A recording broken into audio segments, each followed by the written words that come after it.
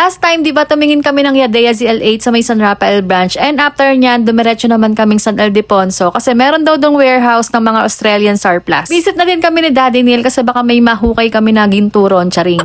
Dalas kasi sa mga ganitong surplus, bago pa yung item, tapos mas mura mo pa siya makukuha kumpara sa original price na bibilin mo sa physical store. Kagaya nga nitong Anko na thermal brush or curling brush, kinuha ko na kasi kung bibilin ko siya sa online na sa 500 plus, tapos hindi pa adjustable yung kanyang temperature. Meron din silang mga vacuum dito, nakabox pa yung iba, tapos yung iba naman na hindi nakabox, pwedeng mo makuha ng discounted. Madami din sila ditong mga lampshades na pwede nyo pagpilian, so mag-add kayo ng ganyan sa sala ninyo para mas maganda yung ambience. So yun sa mga sekreto ng mga bahay na medyo elegant tingnan, yung may mga lampshade sila sa mga gilid-gilid. At ayun na nga, nahagip ko na yung asawa ko kung nasaan. Namimili siya ng mga spare parts ng bike kasi nga pwede kang bumili dito noon tapos ikaw na lang yung mag-a-assemble. Helmet bike lang talaga yung bilin ko sa kanya, nabilin dito para kay Kuya Phil kasi nga alam ko naka 70% off sila at ayan nga, ang ganda nung napili niya. Ito nga at pinatatawa niya ako kasi kulang talaga yung pera niyan, mangungutang yan sa akin.